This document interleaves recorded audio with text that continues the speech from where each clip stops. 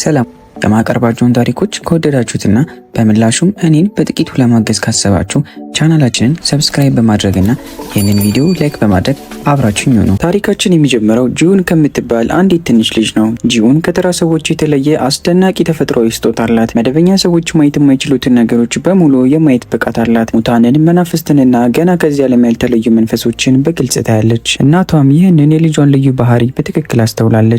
ነገር ግን አንድ ቀን እጅግ በጣም አሰቃቂ ነገር ይከሰታል። የጂውን እናት በድንገተኛ አደጋ ህይወቷ ያልፋል። ነገር ግን የጂውን የልደት ቀን ደርሶ ወደ ቤት ስትመለስ እናቷ በደስታ የልደት ኬክ ይዛ ስትጠብቃት ታገኛታለች። ለጥቂት ሰከንዶች ጂውን በደስታ ትሞላለች። እናቷ አሁንም በህይወት ያለችና ሁሉም ነገር ወደ ነበረበት የተመለሰ ይመስላታል። ነገር ግን ብዙ ሳይቆይ ጂውን ይሁን የተሳሳተ ነገር እንዳለ ታስተውላለች። ክፍሉ ውስጥ ያልተለመደ ጸጥታ ሰፍኗል። አየሩም እጅግ የከበደ ይሆናል። በዚያን ጊዜ ነው እውነተኛውን እውነት የተረዳችው። በፊቷ ተቀምጣ ያለችው ሴት በህይወት ያለች እናቷ ሳትሆን መንፈሷ ነበረች። በቀራቸውም ጥቂት ደቂቃዎች ጂውንና እናቷ እርስ በርስ ተቃቅፈው ያለቅሳሉ። ከልጇ ለዘላለም ከመለየቷ በፊትም የመጨረሻ ምክሯን ትሰጣታለች። ራሷን በደንብ እንድትንከባከብ ነግራት መንፈሷ ትጠፋለች። ጂውን ሙሉ በሙሉ ብቻዋን ቀረች። በከፍተኛ ሐዘን ተውጣ ምን ማድረግ እንኳን እንዳለባት ግራ ተጋብታ ወደ ውጭ ትወጣለች። ነገር ግን በድንገት አንድ እንግዳ ሰው በፊቷ ይቆማል። ስሙ ዋንጊዮ ይባላል። ይህ ሰው ተራሱ አይደለም፣ ይልቁንም የእናቷን ነፍስ ሊወስድ የመጣው የሞት መልአክ ነው። ነገር ግን ያዘነችው ልጅ ከማጽናናት ይልቅ ዋንጊዮ አስደንጋጭ ነገር ይነግራታል። ጂውን ራሱ ጨርሶ ወደዚህ ዓለም መወለድና በህይወት መኖር አልነበረባትም። ነገሩን ለመረዳት ታሪካችንን ብዙ ዓመታትን ወደ ኋላ ይመልሰናል። በዚያን ጊዜ ዋንጊዮ የጂውን እናትን ነፍስ ለመውሰድ ተልኮ ነበር። ነገር ግን አንድ ትልቅ ችግር ነበር። እናቷ በዚያን ጊዜ ጂውንን አርግዛ ነበር። ዋንጊዮ ነፍሷን ከመውሰዱ በፊት አንድ ምስጢራዊ ግለሰብ ጣልቃ በመግባት እናቷን ከአደጋ ዳናት። በዚህም ምክንያት ጂውን በህይወት ተወለደች። አሁን ከብዙ ዓመታት በኋላ ዋንጊዮ መወለድ ያልነበረባትን ልጅ በመጨረሻ አገኛት። ስህተቱንም ማስተካከል እንዳለበት በማመን የጂውንን ህይወት ለመውሰድ ይዘጋጃል። በዚያም ቅጽበት አንዲት አሮጊት ሴት በድንገት ትመጣለች። ይህቺ ምስጢራዊ ሴት ማወቅ ከሚገባቸው በላይ ብዙ ነገር የሚያውቁ ይመስላሉ። ዋንጊዮን እንዲቆም ታዘዋለች። በመቀጠልም የጂውን የመሞቻ ጊዜ በትክክል መድረሱን የሚያሳይ ህጋዊ ሰነድ እንዲያሳያት ጠየቀችው።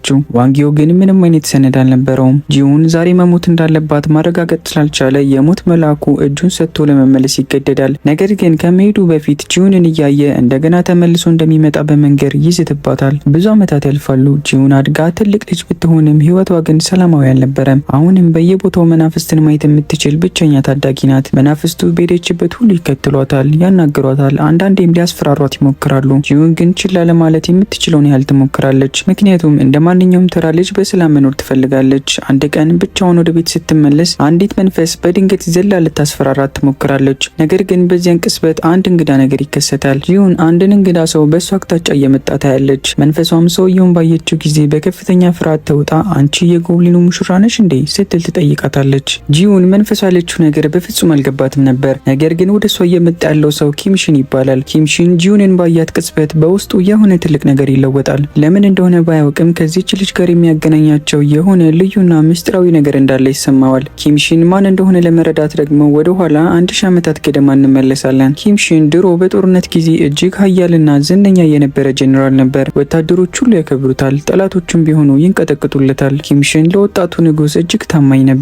ነገር ግን ንጉሱ በምቀኝነትና በጥርጣሬ የተሞላ ሰው ነበር። ንጉሱ ኪምሽን እጅግ ኃያል እየሆነ ስለመጣ አንድ ቀን በሱ ላይ ሊያምጽ ይችላል የሚል ፍርሃት አደረበት። ስለዚህም ንጉሱ እሱን ለማስወገድ ወሰነ። ወታደሮቹ የኪምሽንን ሰራዊት እንዲያጠቁ አዘዘ። በዚህም ምክንያት ብዙ ታማኝ ወታደሮቹ ተገደሉ። የኪምሽን ውድ እህት እንኳ ሳይቀር በንጉሱ ትዕዛዝ ተገደለች። በመጨረሻም ኪምሽን በንጉሱ ፊት ቀረበ። ንጉሱ ሀገር በመክዳት ከሰሰው። በሰይፍም ደረቱ ላይ ተወግቶ እንዲሞት ተደረገ።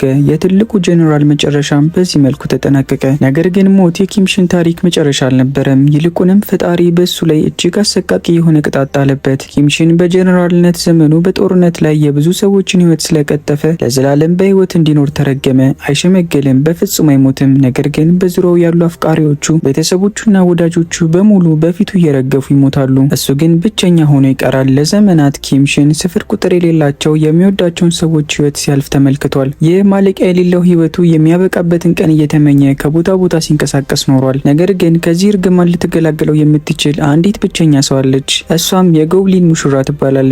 ከደረቱ ላይ የተሰካውን ሰይፍ መንቀል የምትችለው እሷ ብቻ ናት። ሰይፉ ከተነቀለ ኪምሽን በመጨረሻ በሰላም መሞትና ማረፍ ይችላል። ለዘመናት ኪምሽን ይህችን ምስጢራዊ ሴት ሲፈልግ ቆይቷል። አሁን ግን ሳያገኛት አይቀርም። ነገር ግን የጂውን ህይወት አልጋ ባልጋ አልነበረም። እናቷ ከሞተች በኋላ ከክፉ የእንጀራ ቤተሰብ ጋር እንድትኖር ተደረገ። እሷን ከመንከባከብ ይልቅ ይጮሁባታል፣ የቤት ውስጥ ስራ ይበዙባታል፣ ያላትን ትንሽ ገንዘብ እንኳን ይቀሟታል። ጂውን ጨርሶ ተስፋ ቆረጠች። አንድ ምሽት ከቤት ወጥታ በሐይቁ አቅራቢያ ሻማ ለኩሳ በእንባ እየተሞላች አንድ ቀላል ምኞት ተመኘች። ህይወቷ ትርጉም እንዲኖረው ብቻ ለመነች። ነገር ግን ያ ምኞቷ ያልጠበቀችው ሰው ዘንድ ደረሰ። ኪምሽን ምኞቷን ሰማው። በድንገትም በፊቷ ተከሰተ። ጂኡን ምን እንደተፈጠረ ጨርሶ አልገባትም ነበር። ነገር ግን የሆነ ከተፈጥሮ በላይ የሆነ ኃይል ያለው ሰው ጸሎቷን ሰምቶ እንደመጣ ወዲያውኑ ተረዳች። ይህም አጋጣሚ እንዲያመልጣት አልፈለገችም። ወዲያውኑ የተለያዩ ምኞቶችን እንዲያሟላላት መጠየቅ ጀመረች። በመጀመሪያ ገንዘብ ጠየቀችው። በመቀጠል ደግሞ ወደ ተለያዩ ሀገራት ወስዶ እንዲያዝናናት ጠየቀችው። እንዲያውም ወደ ካናዳ እንዲወስዳት አጥብቃ ለመነችው። ኪምሽንም ያለውን ኃይል ለማሳየት ሲል ምኞቶቿን ለመፈጸም ወሰነ። በቅስበትም ወደ ሌላኛው የዓለም ክፍል ወስዶ መልሶ አመጣት። ነገር ግን ኪምሽን አንድ ነገር ግልጽ አደረገላት። እሱ ጎብሊን እንጂ የእሷ የግል ምኞት ፈጻሚ ባሪያ እንዳልሆነ ነገራት። የምትጠይቀውን ምኞት ሁሉ ዝም ብሎ እንደማይፈጽምላትም ማስገነዘባት። ቢሆንም ግን ኪምሽን ስለ ጂኡን ማሰቡን በፍጹም ማቆም አልቻለም ነበር። በዚህች እንግዳ ልጅ ውስጥ ወደ እሷ የሚስበው የሆነ ነገር ነበረ። ብዙ ሳይቆይ የኪምሽን ህይወት ይበልጡ ስብስብ እየሆነ መጣ። የገዛ የወንድሙ ልጅ ለሱ ሳያማክር የቤቱን አንድ ክፍል ለሌላ ተከራይ ያስረከበ። ኪምሽን ተከራዩ ማን እንደሆነ ባወቀ ጊዜ እጅግ ተበሳጨ። ተከራዩ ቀደም ሲል ያየነው የሞት መልአክ ነበር። እነዚህ ሁለቱ ሰዎች በፊት ከነበራቸው ታሪክ የተነሳ እርስ በርስ ይተዋወቁ ነበር። አንድ ላይ መኖር ከጀመሩበት ቅጽበት አንስቶ እንደ ህፃናት መጣላት ይጀምራሉ። አንዱ የሌላው ምግብ ማበላሸት፣ አንዳቸውን ለማናደድ የማይፈነቅሉት ድንጋይ አልነበረም። ሁለቱም ከተፈጥሮ በላይ የሆነ ኃይል ያላቸው በመሆናቸው ጭቅጭቃቸው እንኳ ሳይቀር እጅግ አስቂኝና ድራማ የሚመስል ነበር። ነገር ግን አንድ ምሽት ነገሮች እጅግ ከባድና አደገኛ ወደሆነ ደረጃ ተቀየሩ። ጂኡን እንደገና ሻማ ብረታ ኪምሽንን ለማየት ምኞት ተመኘች። ኪምሽን በፊቷ በመጣ ጊዜ የሞት መልአኩም እዚያው ቀድሞ ተገኝቶ ነበር። የሞት መልአኩ ጂኡንን ባያት ቅጽበት ወዲያውኑ አወቃት። በመቀጠልም ያንን አስደንጋጭ ማስጠንቀቂያ ደገመላት። እሷ በህይወት መኖር እንደሌለባት ነገራት። ኪምሽን ይህንን በሰማ ጊዜ ቁጣውን መቆጣጠር አልቻለም። ሰማዩ በድንገት ቂርይር አለ። ጥቁር ደመናዎች ሰማዩን ሸፈኑት። አውሎ ነፋስም መነሳት ጀመረ። የኪምሽን ቁጣ እጅግ ኃይለኛ ከመሆኑ የተነሳ ተፈጥሮ እንኳ ሳይቀር ለቁጣው ምላሽ ትሰጥ ነበር። ጂኡን ለመጀመሪያ ጊዜ እሱ ምን ያህል ኃይለኛ ፍጡር እንደሆነ ተመለከተች። ከምንም በላይ ደግሞ ኪምሽን እሷን ከአደጋ ለመጠበቅ ሲል ማንኛውንም ነገር ከማድረግ ወደ ኋላ እንደማይል ተረዳች። ነገር ግን በጂኡን ህይወት ውስጥ ያለው አደጋ እነዚህ ከተፈጥሮ በላይ የሆኑ ፍጡራን ብቻ አልነበሩም። የእንጀራ እናቷ አደገኛ ከሆኑ አራት አበዳሪዎች ገንዘብ ተበድራ ነበር። አበዳሪዎቹ ገንዘባቸውን ፍለጋ ሲመጡ እናቷ ዋሸቻቸው። እነዚያም ጨካኝ ሰዎች በገንዘቡ ምትክ ጂኡንን ለመውሰድ ወሰኑ። አበዳሪዎቹ ጂኡንን አፍነው ይዘው ወደ መኪናቸው አስገቧት። ጂኡን እጅግ ደንግጣ እንዴት ማምለጥ እንደምትችል ግራ ተጋባች። በዚያን ቅጽበት ግን አንድ ነገር ታወሳት። ትንሽ ፍህም አይታ በፍጥነት ምኞት ተመኘች። ኪምሽንን ጠራችው። በዚህ ጊዜ ግን ኪምሽን ብቻ ሳይሆን የሞት መልአኩም አብሮት መጣ። ኪምሽን ቀድሞ በመድረስ እነዚያን ሰዎች ከማን ጋር እየተጫወቱ እንደሆነ አሳያቸው። በዛ ነበልባላዊ ሰይፉ መኪናቸውን ለሁለት ሰንጥቆ ከፈለው። ሰዎቹ በፍርሃት ተቆራመቱ። ከዚያም የሞት መልአኩ ጣልቃ ገባ። ሰዎቹን ከመጉዳት ይልቅ ኃይሉን ተጠቅሞ ከአእምሯቸው ላይ ትዝታቸውን ሰረዘባቸው። በዚህም መልኩ ሰዎቹ ስለ ጂኡን እንዲሁም ስላበደሩት ገንዘብ ያላቸው ትዝታ ይሰረዛል። ይህንን ሁሉ ካየች በኋላ ጂኡን አንድ ትልቅ እውነት ተረዳች። በዙሪያዋ ያሉት ሁለት ሰዎች ተራ ሰዎች ሳይሆኑ ከአእምሮ በላይ የሆነ አስደናቂ ኃይል ያላቸው ፍጡራን መሆናቸውን አወቀች። ከአደጋውም በኋላ የጂኡን በኪምሽን ላይ ያላት የማወቅ ጉጉት ይበልጥ ጨመረ። ስለዚያ እንግዳ ሰይፍን መጠየቅ ጀመረች። ኪምሽን ግን ስለ ሰይፉ ማውራት ስላልፈለገ ያረሳሳት ነበር። ነገሩ ግን ጂኡን ሌላ ሰው ማየት የማይችለውን ነገር ማየት መቻሏ ነበር። በኪምሽን ደረት ላይ የተሰካ ሰይፍ ታያለች። ይህ ሰይፍ ከ1000 ዓመታት በፊት እሱን የገደለው ሰይፍ ሲሆን እስካሁንም በአካል ውስጥ ይገኛል። ይህንን ሰይፍ ማየት የምትችለው ጂኡን ብቻ ነበረች። ኪምሽን የሰይፉን ምስጢር በትክክል ያውቃል። ጂኡን እውነት የጎብሊን ሙሽራ ከሆነች ሰይፉን ነቅላ እሱን ከዚህ ህይወት ማላቀቅ የምትችለው እሷ ብቻ ናት። ነገር ግን እስካሁን ያልነገራት ትልቅ እውነት አለ። ሰይፉ ከተነቀለ ኪምሽን ወዲያውኑ ይሞታል። ስለዚህም እውነቱን ደብቆ ያቆየዋል። በሌላ በኩል ደግሞ የሞት መልአኩ ከራሱ ሌላ ችግር ጋር ይጋፈጣል። ቀይ ልብስ የለበሰች አንዲት ምስጢራዊ ሴት በሄደበት ሁሉ ትገለጥበታለች። እሷ በተገለጠች ቁጥር ወደ ሆነ ትልቅ ነገር ይመራዋል። በዚህ ጊዜም ወደ አንዲት አረንጓዴ ጣት ቀለበት መራችው። የሞት መልአኩ ቀለበቷን ለመግዛት ሲዘጋጅ ሳኒ የምትባል አንዲት ውብ ሴት ቀድማ ቀለበቱን ወሰደችው። ሳኒ በራሷ የምትተማመን ግልጽና የሚሰማትን ከመናገር ወደ ኋላ ኋላ የማትል ቆራጥ ሴት ናት። የሞት መልአኩ ከሷ ጋር ከመከራከር ይልቅ አንድ ያልተጠበቀ ነገር አደረገ። በድንገት ከመሬት ተነስቶ ማንባት ጀመረ። ለምን እንደሚያለቅስ እሱ ራሱ አልገባውም። ሳኒ ይህንን ስታይ በሁኔታው ተገርማ ቀለበቱን ሰጠችው። ነገር ግን በምላሹ ለዴት ይዟት መውጣት እንዳለበት ነገረችው። ለዘመናት የኖረው የሞት መልአክ ግን ስለ ፍቅር ምንም የሚያውቀው ነገር አልነበረም። እንዴት ማፍቀር እንዳለበት ምን ማለት እንኳን እንዳለበት አያውቅም። ለሳኒ ለመደወል እንኳን ድፍረት ለማግኘት ሳምንታት ፈጀበት።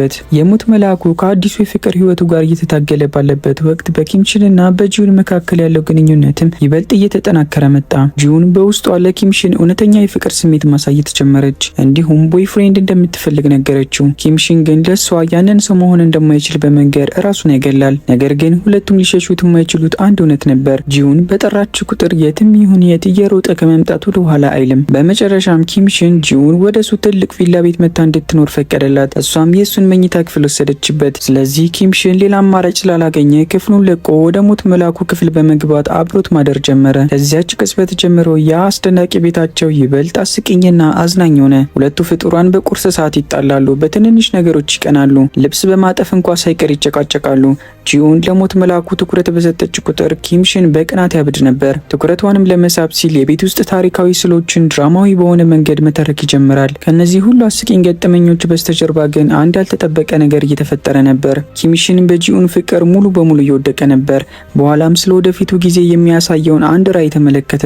በራዕዩ ላይ ጂዩን ከብዙ ዓመታት በኋላ አድጋ ተሳክቶላትና ደስተኛ ሆና ትታያለች። ፕሬዚዳንት ብላ የምትጠራውን ሰው ስትቀበልም ይመለከታል። ይህንን ያየው ኪምሽን ልቡ በሀዘን ተሰበረ። ምክንያቱም ጂዩን ምንም እንኳ ረጅምና ደስተኛ ህይወት እንደምትኖር ቢያውቅም እሱ ግን በዚያ ህይወት ውስጥ አብሯት እንደማይኖር ተረድቷል። ስለሆነም ኪምሽን እውነቱን ለጂዩን ለመናገር ወሰነ። ስለቀደመ ህይወቱ አብራራላት። ከ1000 ዓመታት በፊት ታዋቂ ጄኔራል እንደነበረ ተገድሎም እንደተረገመና ለዘመናት የሚወዳቸውን ሰዎች ህይወት ሲያጡ ማየቱን ነገራት። ጂዩን ግን እሱን እንደ እርጉም ፍጡር አልተመለከተችም። ይልቁንም ለዘመናት ሰዎቹን ሲረዳና ሲጠብቅ የኖረ ደግ ሰው እንደሆነ ተረዳች። ለሱ ያላት ስሜትም ይበልጥ ጠነከረ። በመጨረሻም ኪምሽን ጊዜው እንደደረሰ በመወሰን ጂዩንን በአበቦች ወደ ተሸፈነ ውብ ሜዳ ወሰዳት። እዚያም ከደረቱ ላይ የተሰካውን ሰይፍ እንድትነቅልለት ጠየቃት። ሰይፉ ከተነቀለ በመጨረሻ ነፃ እንደሚወጣ ያውቃል። ጂዩንም ተስማማች። ነገር ግን በረዶ እስካልጣለ ድረስ እንደማታደርገው ትነግረዋለች። ኪምሽን መጠበቅ ስላልፈለገ አስማታዊ ኃይሉን ተጠቅሞ አየሩን በመቀየር ወዲያውኑ በረዶ እንዲጥል አደረገ። ጂዩን እጇን ዘርግታ ሰይፉን ለመያዝ ስትሞክር ግን ያልተጠበቀ ነገር ተከሰተ። እጇ ሰይፉን አልፎ ሄደ። ሰይፉን መያዝ አልቻለችም። እድልና ጣፈንታ እሷ ኪምሽንን ነፃ ለማውጣት ገና ዝግጁ እንዳልሆነች የሚያሳዩ ይመስላል። ሰይፉን ከመንቀል ይልቅ ሁለቱም ይበልጥ ተቀራረቡ። ሳይታወቃቸውም ከንፈር ለከንፈር ተሳሳሙ። ለጥቂት ጊዜ ህይወታቸው ሰላማዊ ይመስል ነበር። ነገር ግን ያ ሰላም ብዙ አልዘለቀም። ጂዩን ከዚህ ቀደም በልጅነቷ የምታውቀውን ታይሂ የተባለ ወጣት ታገኛለች። እሱ አሁን በኮሌጅ ውስጥ የቤዝቦል ተጫዋች ሲሆን ሁለቱም ወዲያውኑ ተግባቡ። ኪምሽን ግን ይህንን ሁኔታ በጭራሽ አልወደደውም። በከፍተኛ ቅናትም ተሞላ። የኪምሽን ቅናት እጅግ በጣም ኃይለኛ ከመሆኑ የተነሳ ሰማዩ በደመና ተሸፍኖ በቁጣው ምክንያት መቀያየር ጀመረ። ነገር ግን ይህ ቅናት ቀጣይ ከሚጠብቃቸው አደጋ ጋር ሲነጻጸር ምንም አልነበረም። አንድ ቀን ከሰዓት በኋላ ጂዩን ኪምሽንን አቅፎ ሳለ በድንገት ኪምሽን ሊቋቋመው የማይችለው ጽኑ ህመም ተሰማው። በዚያው ቅጽበት ጂዩንም አንድ አስደናቂ ነገር ተረዳች። አሁን ሰይፉን በትክክል መያዝ ትችላለች። ሰይፉን ጨብጣ መሳብ ጀመረች። ሰይፉን መንቀሳቀስ ጀመረ። በዚያ ቅጽበት ኪምሽን ከህመሙ የተነሳ ሳያውቀው ገፍትሮ ወረወራት። ጂዩን ወደ ኋላ ተሽቀነጠረች። ኪምሽንን በፍጥነት አስማታዊ ኃይሉን ተጠቅሞ ታደጋት። ነገር ግን በተፈጠረው ከፍተኛ ፍንዳታ ምክንያት ሁለቱም ከትልቅ የጭነት መኪና ጋር ሄደው ተጋጩ። እንደ ድል ሆኖ ግን ሁለቱም ካደጋው በህይወት ተረፉ። ነገር ግን በዚያች ምሽት ኪምሽን ይበልጥ የሚያስፈራ ራዕይ ተመለከተ። በራዕዩም ላይ ትልቅ የአውቶቡስ አደጋ አየ። አውቶቡሱ ተገልብጦ 22 ሰዎች ህይወታቸው ሲያልፍ አየ። ከነዚያም መካከል አንዷ ጂዩን ነበረች። በማግስቱ ኪምሽን ያ አደጋ እንዲከሰት ላለመፍቀድ ወሰነ።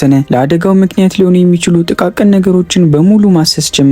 በራዕዩ ላይ ያየውን ሌባና ካልሲዎች በማስታወስ ከአካባቢው ሱቅ ያሉትን ካልሲዎች በሙሉ ገዝቶ ጨረሳቸው። አላማው ቀላል ነበር። ሌባው ካልሲ ካላገኘ አዳልጦት አይወድቅም፣ አደጋውም አይከሰትም።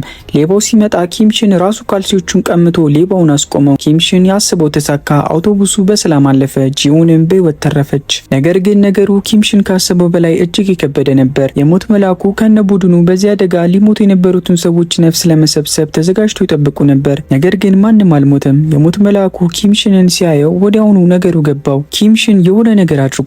መሞት የነበረባቸውን ሰዎች በማዳኑ የህይወትና ሞትን ተፈጥሯዊ ህግ ጥሷል። ይህ ደግሞ የአንድን ሀያል የሆነ አካል ትኩረት የሚስብ ነበር። ብዙ ሳይቆይ የሞት መልአኩ አንድ አሮጌ ስዕል ተመለከተ። ስዕሉን ባየው ቅጽበት ደንዝዞ ቀረ። ስዕሉ የሚያሳየው ከ1000 ዓመታት በፊት የተገደለችውን የኪምሽንን እህት ነበር። የሞት መልአኩ የቀደመ ህይወቱን ማስታወስ ባይችልም የስዕሉን ፊት ባየ ቁጥር ግን በከፍተኛ ሀዘን ይሞላል። የህመሙ ምንጭ ከየት እንደሆነ ግን አልገባውም። በሌላ በኩል ኪምሽን ያችን ቀይ ልብስ የለበሰች ሚስጥራዊ ሴት እንደገና አገኛት። በዚህ ጊዜ ሴቲቱ እውነተኛ ማንነቷን ገለጸችለት። እሷ ፈጣሪ ነበረች። እጅግ አሰቃቂ እውነትም ነገረችው። ጂኡን ጨርሶ መወለድ አልነበረባትም። ህይወቷ የተገኘው እሱ በመዳኑ ምክንያት ብቻ ነው። ኪምሽን ወዲያውኑ ማይሞት ከሆነ የህይወት ሚዛን መዛባቱ ይቀጥላል። ይህም ማለት ዓለም የጂኡንን ህይወት ለመውሰድ ወደፊትም ደጋግማ ትሞክራለች። አደጋውም እየከፋ ይሄዳል። ጂኡን ከጊዜ በኋላ እውነታውን ተረዳች። የራሷን ህይወት ማዳን የሚቻለው ኪምሽን ሲሞት ብቻ እንደሆነ አወቀች። ነገር ግን ይህንን መቀበል አልቻለችም። እሱን ስለምታፈቅረው ለእሷ ሲል ራሷን እንዲሰዋ አልፈቀደችም። ስለዚህ ከሱ ለመራቅ ወሰነች። እሱን ላለመጉዳት በማሰብ ወደ ሌላ ከተማ ሄዳ ስራ ጀመረች። ነገር ግን አሁንም አደጋ በሄደችበት ሁሉ ይከተላት ነበር። በመጨረሻም ኪምሽን ከሱ መሸሿ ምንም አይነት መፍትሄ እንደማያመጣ ስለተረዳ ወደ ቤት መልሶ አመጣት። እነሱ በፍቅርና በሞት መካከል ባለው አስቸጋሪ ውሳኔ እየተሰቃዩ ባሉበት ወቅት በሞት መልአኩ ላይ ሌላ ያልተጠበቀ ነገር ተከሰተ። ከሳኒ ጋር በነበራቸው ቀጠሮ ወቅት ሳኒ በድንገት እጁን ጨበጠችው። እሷም እጁን በያዘችበት ቅጽበት የቀደመ ህይወቱ ትዝታ በቅጽበት አእምሮ ውስጥ መታየት ጀመረ። ከ1000 ዓመታት በፊት የነበረችውን የኪምሽንን እህት ያችኑ በአረጊው ስዕል ላይ ያያትን ሴት ተመለከተ። የሞት መልአኩ ሳኒ እሷ ዳግም ተወልዳ ልትሆን ትችላለች ብሎ ማሰብ ጀመረ። ከዚያም በአንድ ቀን የሞት መልአኩ ሳኒን ከንፈሯን ሳማት። ያ ኪስ ደግሞ የታፈነውን ትዝታ በሙሉ ዘረገፈው። የቀደመ ማንነቱን በሙሉ አስታወሰ። እሱ ከድሮም የሞት መልአክ አልነበረም። ከ1000 ዓመታት በፊት የነበረው ያ ጨካኝ ንጉስ እሱ ራሱ ነበር። በኪምሽን ላይ የቀናው የወታደሮቹን እልቂት ያዘዘውና የኪምሽንን ውድ እህት እንድትገደል ያደረገው ንጉስ እሱ ራሱ ነበረ። ይህ እውነት ሙሉ በሙሉ ሰበረው። የሞት መልአኩም ኪምሽንን አግኝቶ ሁሉንም እውነት ተናገረ። ለደረሰበት አሰቃቂ መከራ በሙሉ ተጠያቂው እሱ እንደነበር አመነ። ኪምሽን በከፍተኛ ቁጣ ተሞላ። ነገር ግን ከመግደል ይልቅ ህይወት ዘመኑን በሙሉ ያደረገውን እያሰበ በህመም እንዲኖር ፈረረበት። ነገር ግን ከ1000 ዓመታት በፊት የነበረው መዘዝ አሁንም አላበቃም ነበር። በዚያ ዘመን የነበረ አንድ ጨካኝ አማካሪ ፓርክ ጁንግ ሄኦን የሚባል ሰው ነበረ። ንጉሱን በማሳት ለእያንዳንዱ እልቂት ምክንያት የሆነው መንፈስ አሁንም አልጠፋም ነበር። ከሞተ በኋላ አደገኛ መንፈስ ሆኖ በህያው ዓለም ውስጥ ይዞር ነበር። አሁንም የዋና ዓላማው ሰለባ ጂኡን ነበረች። እሷን መጉዳት ኪምሽንን መስበር እንደሆነ ያውቃል። አንድ ቀን ይህ ክፉ መንፈስ የጂኡንን አካል ሙሉ በሙሉ ተቆጣጠረው። ጂኡን ራሷን መቆጣጠር አቃታት። መንፈሱ የጂኡንን እጆች ተጠቅሞ በኪምሽን ደረት ላይ የተሰካውን ሰይፍ መሳብ ጀመረ። ኪምሽን በከፍተኛ ህመም ተሰቃየ። ነገር ግን ጂኡንን ላለመጉዳት ሲል መታገል አልቻለም። ሰይፉ ሊወጣ ጥቂት ሲቀረው የሞት መልአኩ ደረሰ። የቀደመ ትዝታውን ስላገኘ የመንፈሱን እውነተኛ ስም ያውቅ ነበር። አንድ የሞት መልአክ የአንድ መንፈስ እውነተኛ ስም ሲጠራ መንፈሱን ማስወጣት ይችላል። ስሙን ጮክ ብሎ በጠራ ጊዜ መንፈሱ ከጂኡን አካል ይወጣል። ጂኡንም ወደ ራሷ ተመለሰች። መንፈሱ ከወጣ በኋላ ኪምሽን ማድረግ ያለበትን አወቀ። ሰይፉን በራሱ እጅ ጨብጦ ሙሉ በሙሉ ከደረቱ ላይ ነቀለው። ሰይፉ እንደ ነበልባል እየነደደ ወጣ። ኪምሽንም ያንን ነበልባላዊ ሰይፍ ተጠቅሞ ክፉን መንፈስ ለዘላለም ደመሰሰው። ነገር ግን አሁን እሱ በህይወት የሚቆይበት ምንም ምክንያት አልነበረም። ወደ ጂኡን ዞሮ የመጨረሻ ቃሉን ነገራት። በረዶ በሚጥልበት ወቅት ፈጣሪ እንደገና እንዲመልሰው እንደሚለምን ቃል ገብቶላት ሙሉ በሙሉ ጠፋ። ከሞተም በኋላ በሰዎች አእምሮ ውስጥ የቀረው የኪምሽን ትዝታ በሙሉ ተሰረዘ። ጂኡንም እንዳትረሳው ስሙንና አብሮ ያሳለፉትን ጊዜ በሙሉ በማስታወሻ ደብተሯ ላይ እየተጣደፈች ጻፈች። የኪምሽን ነፍስ ማለቂያ ወደሌለውና በበረዶ ወደ ተሸፈነ እንግዳ ዓለም ተላከች። እዚያም በብቸኝነት ተከቦ ፈጣሪ ይቅር እንዲለውና ወደ ጂኡን መልሶ እንዲልከው በጸሎት ይጠብቅ ነበር። ዓመታት ተቆጠሩ። ጂኡን አድጋ በሬዲዮ ጣቢያ ውስጥ መስራት ጀመረች። አብዛኛውን ያለፈ ታሪኳን ብትረሳውም ሊገቧት የማይችሉ እንግዳ ነገሮች ይከሰቱባት ነበር። ሁልጊዜ የማታውቀውን የአንገት ሐብል ታስራለች። እንዲሁም በማስታወሻ ደብተሯ ላይ የማይገቧት ቃላት ተጽፎ ታገኛለች። በመጨረሻም የልደት ቀኗ ሲደርስ ሻማዋን እፍ ብላ ምኞት ተመኘች። በዚያች ቅጽበት በረዶ መጣል ጀመረ። ኪምሽንም በቅጽበት ወደ ምድር ተመለሰ። ነገር ግን አንድ ትልቅ ችግር ነበረ። ጂኡን በፍጹም ልታስታውሰው አልቻለችም። ኪምሽን ግን ሁሉንም ነገር ያስታውሳል። እሷን በድጋሚ ለማጣት ደግሞ በፍጹም አልፈቀደም። ስለዚህ ቀስ በቀስ ምልክቶችን መስጠት ጀመረ። አብረው ያሳለፉትን ጊዜያት የሚያስታውሱ ወደማያስታውሱ ቦታዎች ወሰዳት። ጭራሽ እሷ የምትሰራበትን ድርጅት በሙሉ ገዝቶ ዋና አለቃዋም ሆነ። ይህ አጋጣሚ ከብዙ ዓመታት በፊት በራእይ ያየውን ትዕይንት ይመስል ነበር። ጂኡን ከኪምሺን ጋር ጊዜ ባሳለፈች ቁጥር ትዝታዎቿ ቀስ እያሉ ይመለሱ ጀመር። በመጨረሻም የኪምሺን ስም የተጻፈበትን መቃብር አገኘች። እንዴት አብሯት የቆመው ሰው ቁጭ በመቃብሩ ላይ ያለውን ሰው ሊመስል ይችላል? በኋላም እጅግ የምትወደውን አንድ ቅጠል በእጇ ስትይዝ በድንገት ሁሉም ነገር ወደ አእምሯ በአንዴ ይጎርፋል። ኪምሺንን ታስታውሰዋለች። መጀመሪያ የተገናኙባትን ቀን ታስታውሳለች። ያንን ትልቅ ቪላ ቤት ታስታውሳለች። ፍቅራቸውን ታስታውሳለች። ሰይፉን ታስታውሳለች። ከሁሉም በላይ ደግሞ የራስ የምትለውን ሰው ያጣችበትን ያንን ቀን ታስታውሳለች። አጥተው የነበረው ትዝታ በሙሉ በአንዴ ይመለስላታል። ጂኡን እሱን ለማግኘት በከፍተኛ ጉጉት በከተማው ውስጥ እየሮጠች ትፈልጓለች። በመጨረሻም አንድ ሻማ ታያለች። እፍ ብላም አንድ ምኞት ተመኘች። የወንድ ጓደኛዋ እንዲመጣ ጠየቀች። ልክ እንደ ቀደመው ጊዜ ሁሉ ኪምሺን በፊቷ ተገለጠ። በዚህ ጊዜ ግን ነገሮች የተለዩ ነበሩ። የሚያሳድዳቸው ምንም አይነት መንፈስ አልነበረም። የሚጠብቃቸው አሰቃቂ አደጋም አልነበረም። እርስ በርስ ሊለያያቸው የሚሞክርም ማንም አልነበረም። በመጨረሻም አብረው ለመሆን ሌላ እድል አገኙ። ነገር ግን የሁሉም ሰው የፍቅር ታሪክ ደስተኛ መጨረሻ አያገኝም። ሳኒ የሞት መልአኩ ከብዙ መቶ ዓመታት በፊት በቤተሰቡ ላይ የደረሰውን በደል በፍጹም ልትረሱ አልቻለችም። እሱ በሰራው ነገር በሙሉ ቢጸጸትም ህመሙ ግን እጅግ የጠለቀ ነበር። ስለዚህ ሳኒ እሱን ጥለው ለመሄድ ወሰነች። እንዳይከተላትም ነገረችው። የሞት መልአኩ ውሳኔውን አከበረላት፣ እንድትሄድም ፈቀደላት። እሱም ጸጥተኛ ህይወቱን በብቸኝነት መኖሩን ቀጠለ። ነገር ግን በጂኡን ህይወት ላይ የመጨረሻው አሰቃቂ አደጋ ተከሰተ። አንድ ቀን መኪና እየነዳች እያለ በህፃናት በተሞላ የተማሪዎች ሰርቪስ አቅጣጫ የሚንደረደር አንድ ትልቅ የጭነት መኪና ታያለች። ማንንም ለማስጠንቀቅ በቂ ጊዜ አልነበረም። ስለዚህ ጂኡን አንድ ውሳኔ ወሰነች። ህፃናቱን ለማዳን ስትል ጨከን ብላ የራሷን መኪና ወደ ጭነት መኪናው ነዳችው። ልጆቹን ታደገች። ጂኡን ግን ህይወቱ አለፈ። የሞት መልአኩ ነፍሷን ለመውሰድ ሲመጣ አንድ የመጨረሻ ጥያቄ ጠየቀችው። አንድ ሰው ስንት ህይወት እንዳለው ጠየቀችው። እሱም ጨርሳ ያላሰበችው ምላሽ ሰጣት። ይህ የመጀመሪያ ህይወቷ ብቻ እንደነበርና ዳግም እንደምትወለድ ነገራት። ከመሄዷም በፊት ኪምሺን የመጨረሻ ስንብት ለማድረግ መጣ። እጅግ የሚያም ቢሆንም ጂኡን እንዳያዝን ነገረችው። እንደገና እንደሚገናኙ ነግራው ተሰናበተችው። 30 ዓመታት አለፉ። ካለፈበት ምክራና ካደረገው ነገር ሁሉ በኋላ የሞት መልአኩ እርግማኑ በመጨረሻ ተነሳለት። ኃጢአቱ በሙሉ ተሰረዘለት። አሁን ሙሉ በሙሉ ነፃ ሆነ። በሌላኛው ዓለምም ሳኒ ስትጠብቁ አገኛት። ሁለቱም በመጨረሻ እንደገና ተገናኙ። ኪምሺን ግን በህያው ዓለም ውስጥ መኖሩን ቀጠለ። እጣፋንታ አንድ ቀን ሌላ እድል እንደምትሰጣቸው ተስፋ በማድረግ በትዕግስት ይጠብቃል። የዛሬው ታሪካችን ይህን ይመስላል። ከወደዳችሁት ላይክ እና ሰብስክራይብ ማድረግ እንዳትረሱ። እንዲሁም የዚህችን የዲያብሎስ ልጅ አስደናቂ ቪዲዮ እዚህ ጋር ገብታችሁት እርግጠኛ ነኝ ትወዱታላችሁ። በቀጣይ ቪዲዮ እስከምንገናኝ ሰላም ቆዩልኝ።